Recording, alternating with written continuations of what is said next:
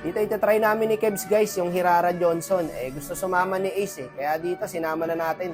Bahala na si Batman. Dito nga yan, nagkamali pa ako Putik na yan, napindot ko yung isang first skill, tas pa-back. Ayun sumide-step ng 2 beses. Kaya unsuccessfully failed. So at least alam na natin yung mga dapat iwasan guys. Pwedeng combo guys, pag bangga, second agad kayo. Tapos swipe up, then swipe down. Kung gusto nyo naman ng easy combo guys, mas masakit kasi yung second dito Pag bangga, second, then 2 swipe down. Ayun, pwede yun. Mamaya, papakita ko guys. Ang kagandahan naman dito sa Hirara Johnson, kahit makataas yung kalaban, pwede mo abulin. Yan, tulad yan, naka-flicker. Ayun, gawin mo lang yung normal combo. Ito, ganito yung ginawa ko dun guys. 2 dash, tapos swipe up, tapos second, tapos swipe down. Ang hirap kasi ipaliwanag ng hero na ito. Pag bobo ka, hindi mo agad makukuha legit. Ang tagal kong pinag-aralan yung combo na yun. Ang tagal ko bago nakuha. Madalas rin akong pamali-mali sa hero na to guys. Kung ano ginagawa ko. Kumbaga, marami pa akong dapat malaman sa hero na to. Saka bago pa lang din naman kasi guys, for sure, hindi lang yun yung pinakamagandang combo kay Hirara. Maraming gagawa niyan, wait nyo lang. Mga 1 buwan. Makakita na kayong mga balagbag mag-Hirara dyan.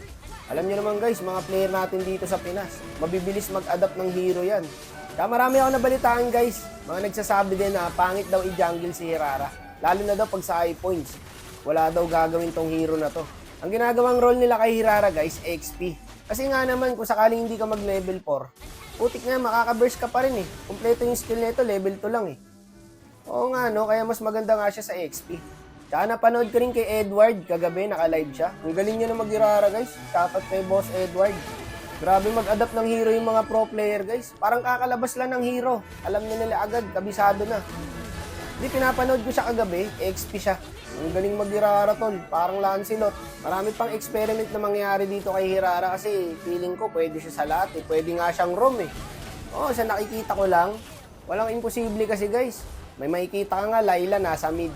Naka-tank build.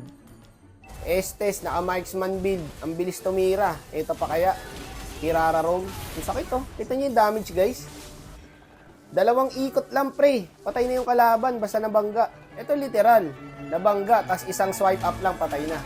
Yun yung kung gaano kaduga tong Johnson Hirara guys. Feeling ko nga bug to Okay, damage na itong 2. Johnson tapos Hirara. Ang sakit Ito nyo naman basta naka-pure damage guys.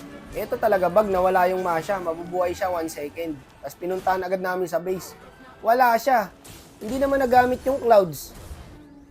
Kagi, bug yun guys. Tapos makikita mo yung Masha nasa likod mo. Hello! Kahit si Sir Fuego, hindi kaya paliwanag yun Diba, sakto yung drive namin, mabubuhay siya Pero feeling ko sa clouds yung guys. Kasi pagkuha mo ng clouds, may chance ulit na magkaroon Siguro din yun. Yung dumodoble. Diba, minsan pagkuha mo ng clouds guys, may kasunod ka. Yung magkasabay kayo. Basta yun na yun guys. Gets nyo na yun. But kasi pinapaliwanag ko pa yung mga ganung bagay. Shoutout din kay Ace Boy. Sumama siya sa atin. Nagtiwala siya sa combo. Kahit hindi niya alam kung gagana ba tong JS Hirara na to. Kaya pala hindi ganong nagla-live to kasi may sakit pala siya. Kaya kung napansin nyo kanina guys, bumaba siya sa top 8. Yung haya niya. Diba top 1 global siya? Putik ang laki ng binaba Ilang araw lang di naglaro. MVP pa guys, kita nyo yan? Ito mga boss, experiment lang to pero at your own risk pa rin po kung gusto nyo gamitin tong combo na to. Ayoko! Ikaw na lang.